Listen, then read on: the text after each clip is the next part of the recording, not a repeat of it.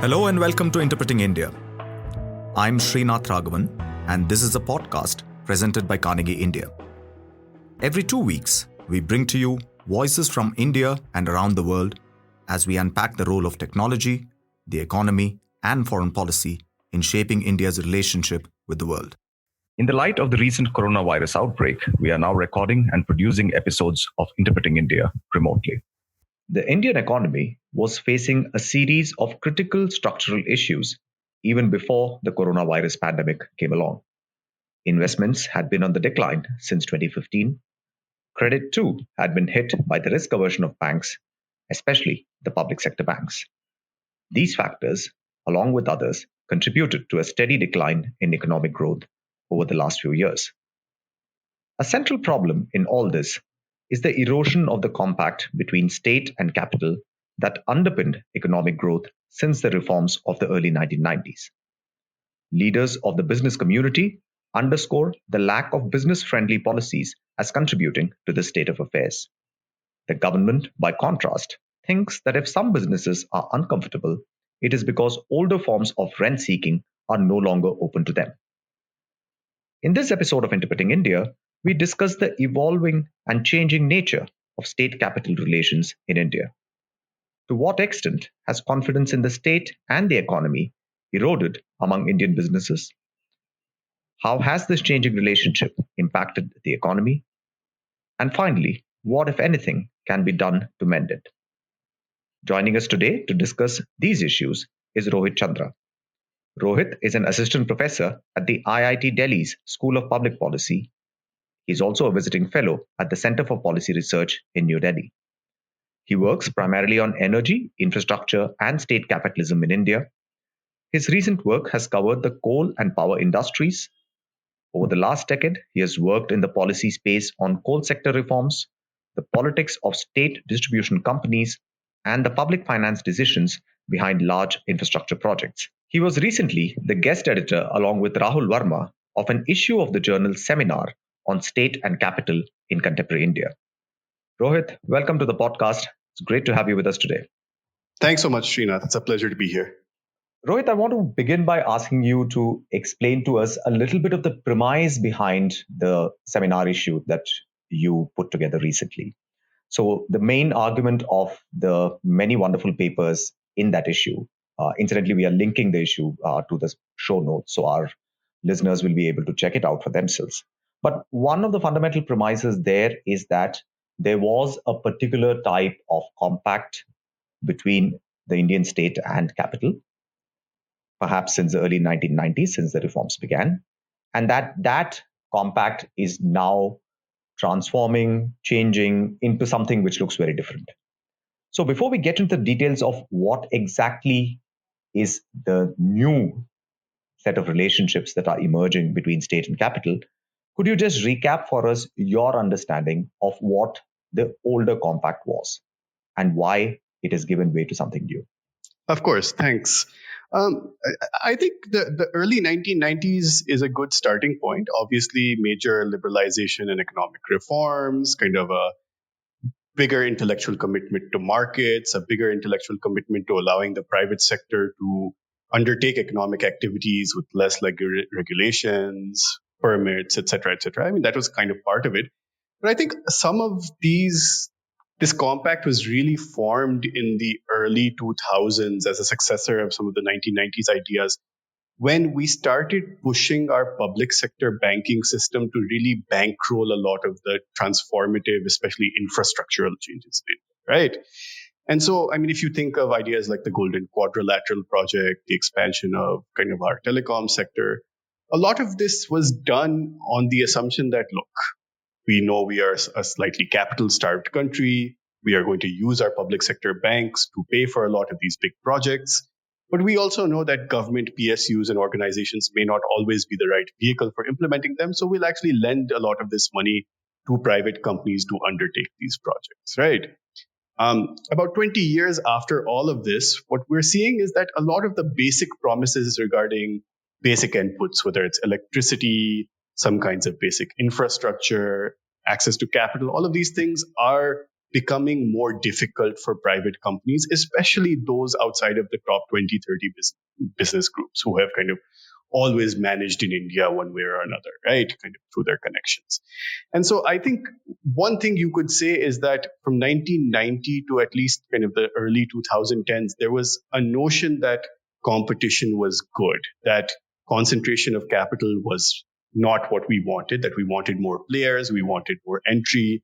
Uh, you know, I think particularly in the last 7, 8 years, as we've seen private investment declining, there is, I think, a larger uh, dissatisfaction that has come out of a lot of my interviews regarding maybe not the largest capitalists in India, but kind of the smaller and medium-sized capitalists, the people who are, let's say, below 2,500 crores in market cap, these kinds of companies who are still important to the Indian economy, but are finding it more difficult to get things done. I think at the same time, there is kind of also a sense that some of the 1970s demonization of capital is coming back, right? The bad boy billionaires, the Vijay Mallya's and Nirav Modi's, who've kind of been put front and center as the kind of face of look at these big bad capitalists who took our money and then ran away with it. And while those people are symptomatic of some of the larger problems in India, I don't think they're representative of the average Indian capitalist.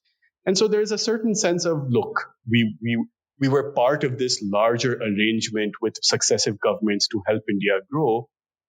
Why are we being made out as the villains right now? I think that's a certain sentiment that did come out during some of my interviews. And I think that's a rough summary of, I think, how things have evolved in the last few decades. So one of the things that came out for me from reading the many papers in that issue was that the sheer heterogeneity of what we think of as Indian capital, right? I mean, in a sense that it is not an entity which can be clubbed together either as a homogeneous kind of group with a uniform set of interests in play, nor can it simply be divided up in terms of its size, right? I mean, there is something around orientation, around whether they are rent seeking, whether they're looking for policy change, or they're simply looking for a level playing field, and so on, right? So there are many typologies which you and your co-authors kind of put out there. But the one thing that you do point out early on is what you call uncertainty of intermediation. And that relates to the point that you were just now making, which is that things are getting difficult to get done. Could you just elaborate on that particular point, please? Absolutely. I think this is actually probably one of the most important points.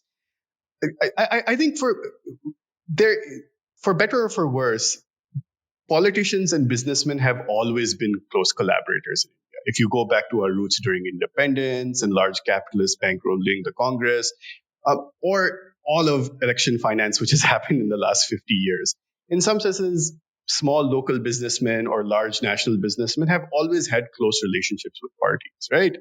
And not all of this is illegal. Some of this is just about kind of supporting parties and then expecting certain sympathetic policies, which stop short of lobbying or any kind of illegality, but is just kind of part of the political process. I think especially in the last 6, 7 years, there is a sense that there's a slightly absolutist stance towards not being seen or associating with capital explicitly, except for, let's say, some of the large firms who are very close to this government that we know. I think before, if you were a local MLA and you were fighting an election, you would probably go around to 10, 20 businessmen, talk to them all, raise money from them, figure out what some of their preferences are like. And if you came into power, then you would also try to help them kind of expand their industries, all of these kinds of things. I think one of the things that's happened is that the responsiveness of local politicians to the bottom-up demands of capital have become eroded much more, especially with the centralization of party financing. And we can get into the whole electoral bond issue a little bit later.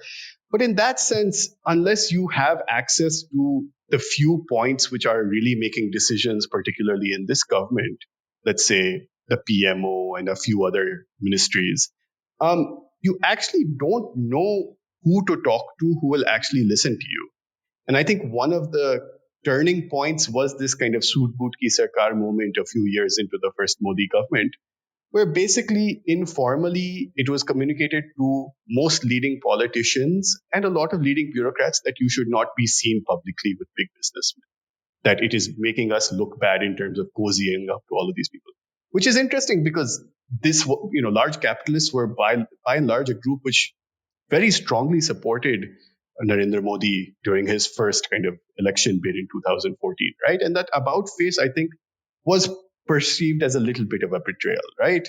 Even if it's bad for public optics and all of these kinds of things, we supported you. Why have you forsaken us? I think this is a sentiment that definitely came up over and over again. So unless you have access to the few ministers and the few secretaries who know how to tack to capital, I think by and large, both the Indian kind of economic bureaucracy, particularly a lot of the economic ministries, and anyone except, let's say, the top 5 politicians, even if you get an audience with them, you don't know if they can get anything done. And before that, it used to be more of an open house in some senses, right? Lots of ministers and lots of secretaries and joint secretaries would take meetings. They would thrash out ideas. They would agree and disagree. The frequency and regularity of conversations was much higher across the spectrum, both in the political class and the bureaucratic class. And I think that space has shrunk, which means that you just don't know what they're thinking and how to influence them. And to some extent, that can be a good thing, right? I mean, maybe the pendulum had gone too far in the other direction where everyone who wanted access got it, right? Perhaps it was supposed to swing back the other way.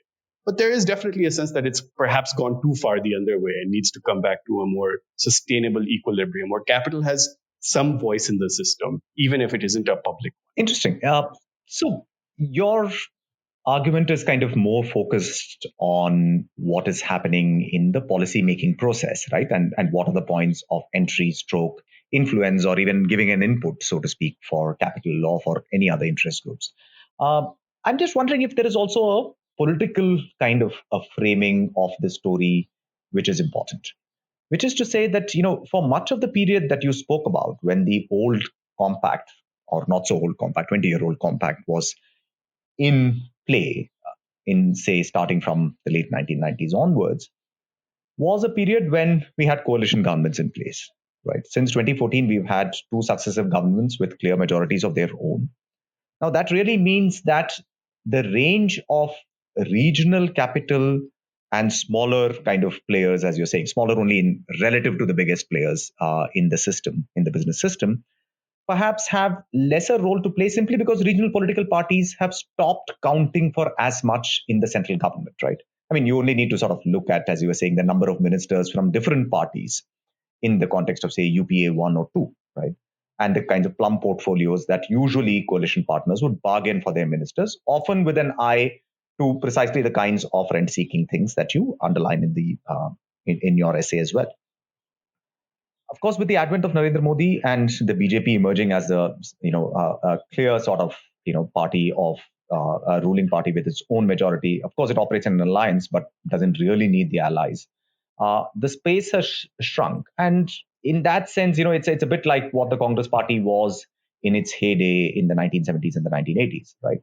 So there is no space for any smaller capitalist groups simply because the ruling political regime and dispensation can serve its financial and economic needs by cultivating only a very few, perhaps amongst the top tier of companies in terms of getting their elections bankrolled, etc. So I'm just wondering if there is also a sort of a political story here beyond the policy making setup and centralization story. Oh, no doubt. I mean, these things are, completely interconnected. I think the only reason this thing can happen is because you have a large national majority. You can kind of push some of these decisions.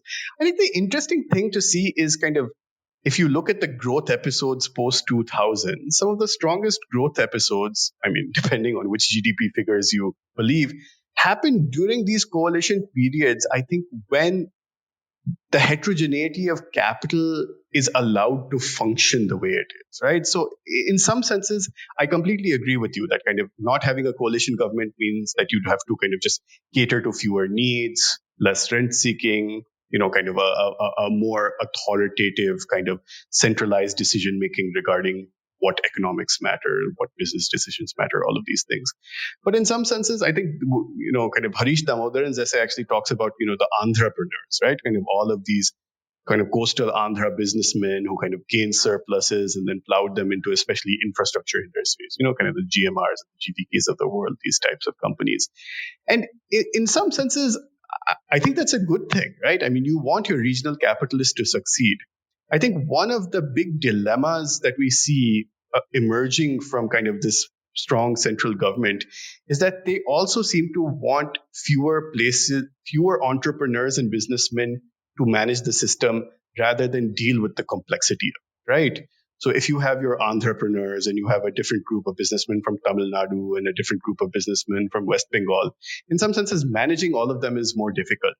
If you just say, okay, I'm going to deal with the 30 biggest business groups, I'm going to create rules and regulations which are easier for them to navigate, and that is how I'm going to manage the national economy. There's definitely a sense that there's a disenfranchisement of local businesses, and I'm not sure that's necessarily good policy. I mean, it may work for political alignment, it may work for political financing, but I think it also leads to a lot of destruction of economic value. And I think we've seen that with the decline of private investment, especially small private investment in the last decade or so.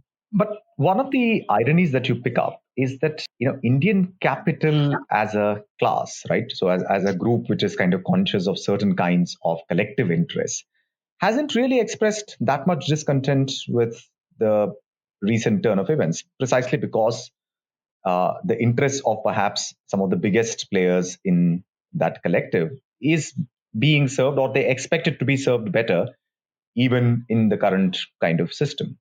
So, in a sense, despite all the uncertainty of intermediation, the various kinds of lack of access, the overall decline in growth, the various kinds of policies, particularly around taxation, which corporate India, as you note, has been quite unhappy about, there has been that much of an articulation of their class interest, so to speak.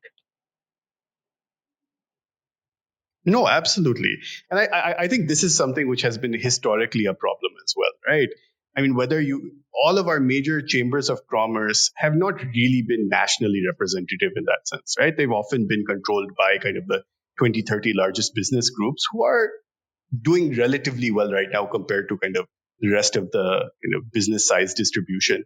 And so in some senses, I think the traditional sites for collective action of business, which are these kind of, especially the national chambers of commerce, have just been phenomenally ineffective, right? I mean, they may do seminars and they may hold national convenings, but like putting out a single policy paper which says, here are ways we think we could improve the national economy. Here's what a roadmap for taxation looks like. Here's how we think the telecom kind of taxation war can be solved. I've never seen any large company put out any vision document on this front, right? And I think that's partly just private negotiations are more productive for individual businesses than public confrontation. That's part of it. But part of it, I think, is also that a lot of the companies don't have this kind of deep policy making long-term apparatus. When you're living quarter to quarter, 6 months to 6 months, and you're not thinking about the long run, as long as you can get rules and regulations, and especially deals rather than rules, which favor you, it doesn't matter what happens to anywhere else. And so, unfortunately, I think there's a basic selfishness which seems to have precluded any kind of collective action on that front. And I think some people rightly say that, look, in a previous generation, a different kind of capitalist was in power. In the last 20, 30 years, some of the traditional capitalists who have had power have declined and some new ones have come up. And so this is just a cyclical thing. This happens all the time. There's no point in publicly confronting the government about anything because there is obviously the very strong possibility of some kind of tax or financial retribution, as we've seen many times. And so I think there's part of it is fear oriented and part of it is just collective action problems. And between the combination of those two things, very few corporations are willing to speak up. It's definitely a problem. And Harish Damodaran, in the same essay that you mentioned earlier, also argues that there is actually something akin to a decline in entrepreneurism itself that we can see, right? In fact, he has this interesting statistic where he says that out of the top 200 listed companies, which are also run by the promoters, by value in 2014-15, as of date, 57 have gone totally out of business. Now, a fourth of them clearly knocked out of the field, so to speak. And he says that, that is the trend line that we are seeing, which is that the entrepreneurial energy which characterized the periods of high growth, whichever way you want to think about it, of the early 2000s, has perhaps fizzled out. Would you agree with that reading? I see. I think empirically, this is very hard to establish a little bit because we never see the failure rates of companies in India too often, partly because they never really fail, right? They die a slow death because bankruptcy didn't exist until a few years ago.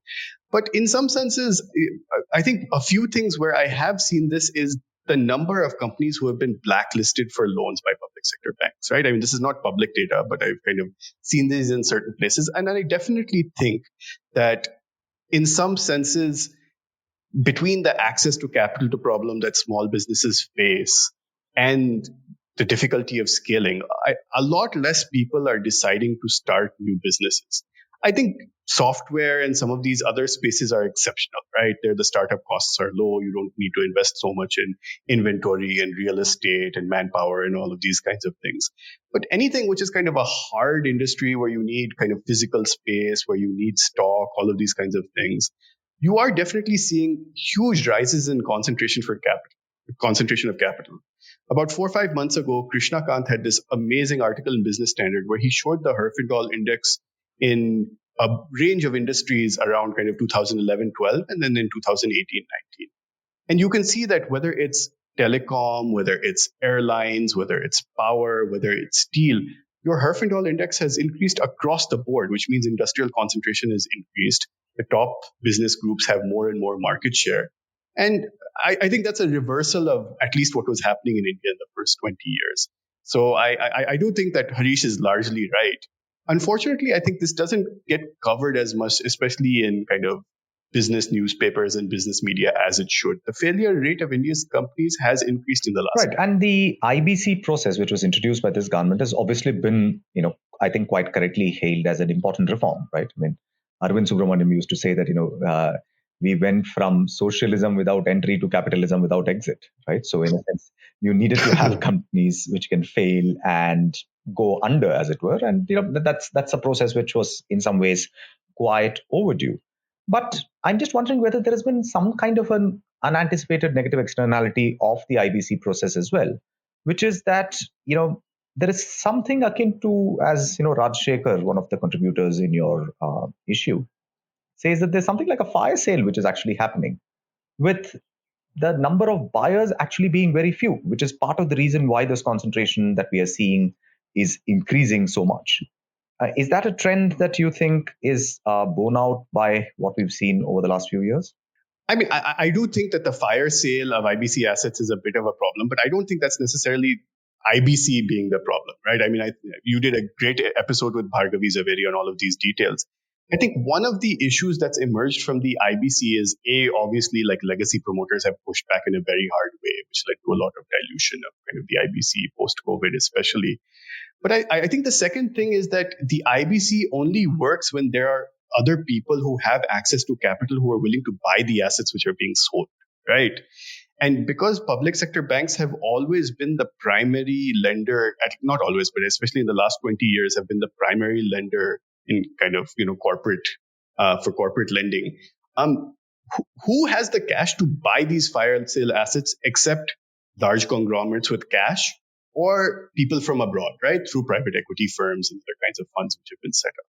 So in some senses, the IBC process was created to allow bankruptcies, but the only people who have the cash to buy things, by and large, tend to be either larger companies or external investors, which naturally leads to, I think, domestic entrepreneurs and businessmen losing their assets on the margin, right?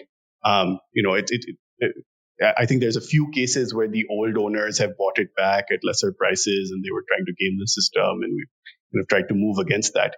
But in some senses, I think the IBC reinforces some of the concentration problems because of the bad state the Indian economy has been for the last 6-7 years, which has led to a paucity of cash across the board.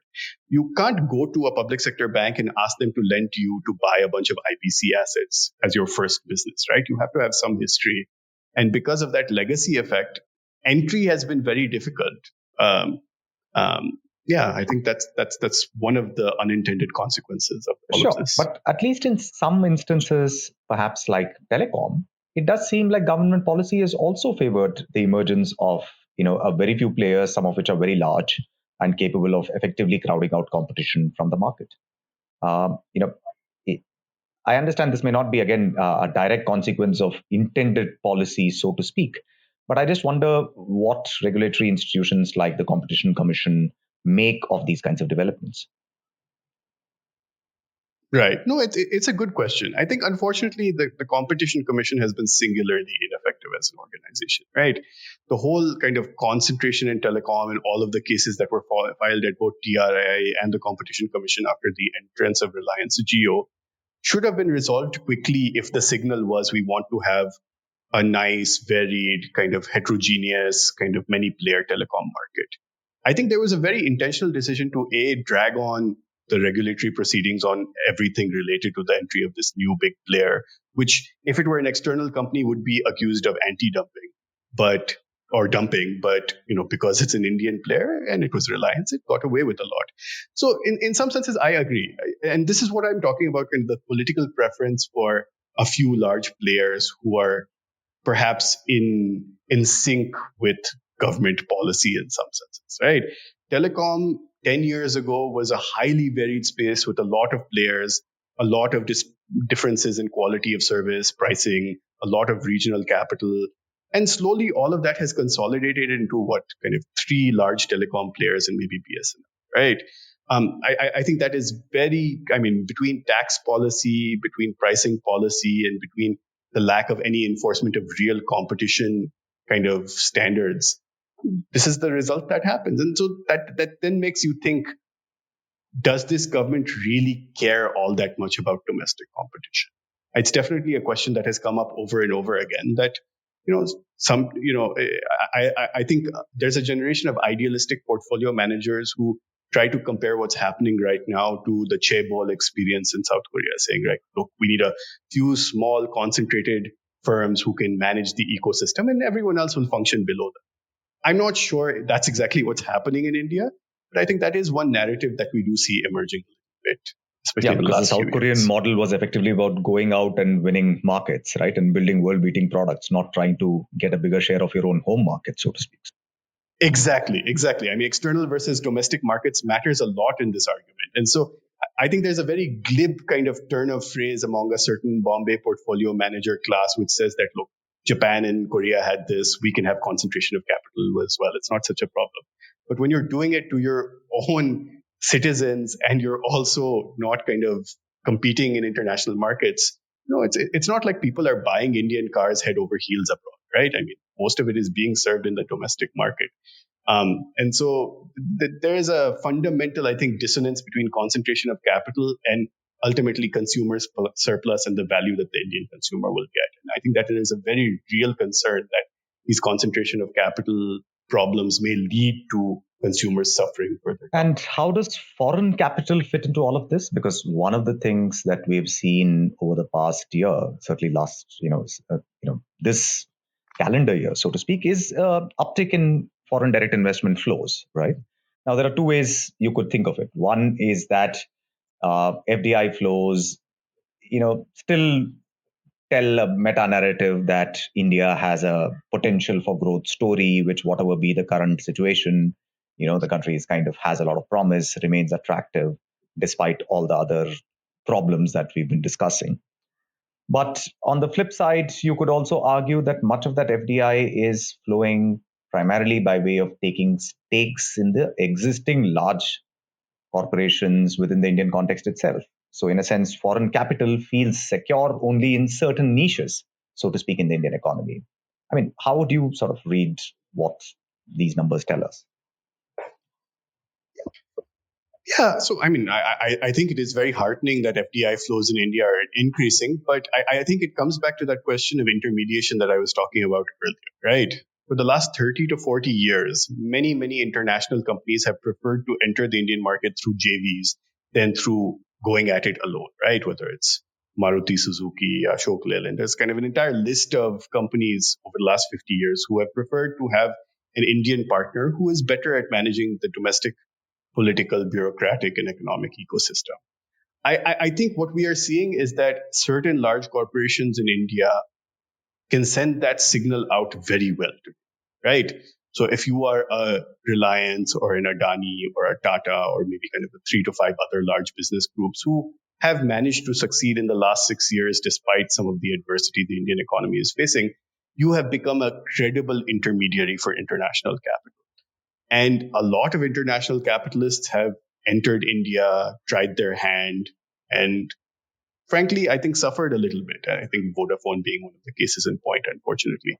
And so, in some senses, I think the niches is I think one important point, but the other is that even the Googles and the Amazons and the Facebooks, when they're putting money into India, seem to want to do it through a domestic partner who can manage both the political risks and some of the uncertainties associated with the bureaucratic ecosystem. And some of our companies are able to do that and others are not. So I think you are going to see a concentration among some of these largest firms because one of the interesting parts of kind of the global economy right now is this global financial system is awash in capital, right? Lots of people have lots of money and they don't know what to do with it, especially because bonds in developed countries and a bunch of other investments are just very low yielding. They want a piece of the Indian market. They know that they have to allocate something like, 2, 3, 5, 7% of their overall capital to India as part of their diversification strategy. But they can't for the life of them figure out how to do it in a non-risky way. And one way of de-risking that is saying, I'll put it through Reliance, and I know Reliance can manage the Indian ecosystem. And so I think that is definitely part of it. There are, whether it's performance-linked incentives or various other factors which the government has been promoting has been useful. But some of it has also been that, look, we want to do business in India. We need to find a way, and this is a safe way to do it. So let's go for these companies. I think that's part of the mentality. Sure. So what is the outlook going forward? Because, clearly the pandemic has worsened many of the problems that we had with our economy to begin with. As you mentioned briefly, and we discussed this in a previous episode with Bhargavi Zaveri, the insolvency and bankruptcy process has been put on the hold, so to speak, for the time being. But at some point, it will have to be back in action, at which point perhaps we'll have a better sense of what it has meant for sustainability of many businesses in the Indian context.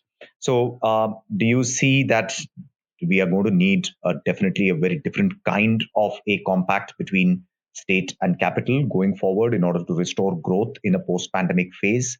Or are we going to see an intensification of some of the current trends towards greater concentration and an assumption perhaps on the government part that growth is the best bet on growth would be to bet on the growth of a few companies and allow them to sort of lead the market, so to speak? No, I think there's kind of 3 important things which I think will be important going forward. The first is, what is this government's view on the concentration of capital as it relates to the Indian economy, right?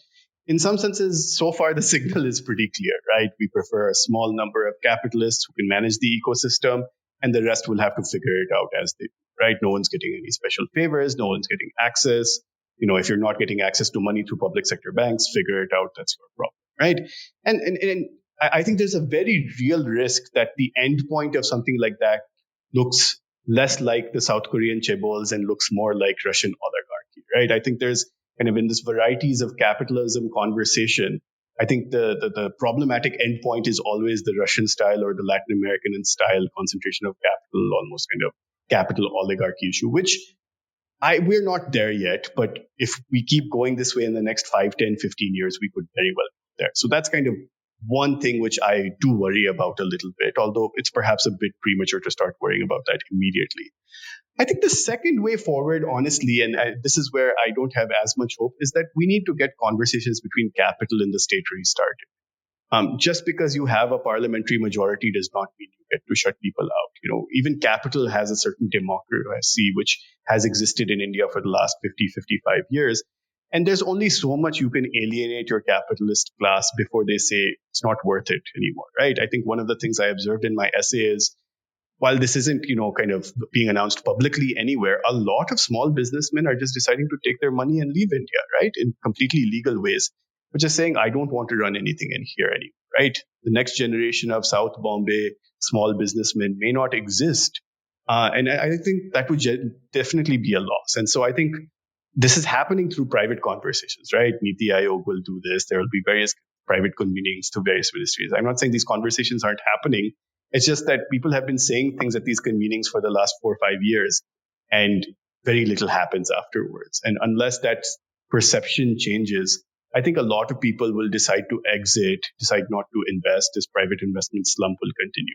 And so a reopening of kind of engagement with capital in productive ways needs to happen. I think the third thing, which, I think it's very easy to blame the government for all of this, but I think the business community also needs a little bit of introspection. And I think one of the really productive things which I think should happen in every major corporation is they should have some kind of policy unit which is putting out ideas, white papers, trying to define what they think a regulatory system, what kind of legislations would be useful for them. Just to give you an example, right? Kind of when the whole Johnson & Johnson medical devices problem happened a few years ago, there was no framework legislation that the Association of Medical Devices in India, manufacturers, I'm forgetting what the association's name is, had put together, right? Everyone was off making their own devices under existing acts, but no one could come out and say, look, here is what's happened in 5-7 different countries. We think this kind of regulatory system would make sense. And let's approach the ministry and try to see if they're willing to play ball on this. Now, some of this kind of work happens in think tanks and universities and other spaces, but honestly, corporations should be doing this more and more, right? They should have a chief public policy officer the way they have CTOs or CEOs. And some of the tech companies have been much smarter on this, I think, than the older companies. But they have to be involved in proactively shaping the policy environment rather than just reacting to it and then making successive deals which may or may not work in their favor. I think some of the most forward-looking companies are starting to do this, but I think there's a certain culture building around public deliberation on private policy questions, which would, I think, improve the public debate over these issues. I think which would put a little bit of pressure on various economic ministries to not stick with the status quo and actually change things on the margin. And all of this happens in some kind of circuitous private conversation right now. I think there should be more public deliberation on these issues. Those are, I think, some of the important things I would look at going forward. And in fact, I have been talking to various large companies who are on the verge of doing something like this and are very interested in talking to policy professionals about to build such cultures in their businesses. I think if that would happen, that would be a great public service to India by these corporations. On that optimistic note, Rohit, thanks so much for joining us today. It was great to chat with you about all this. Thanks so much, Srinath.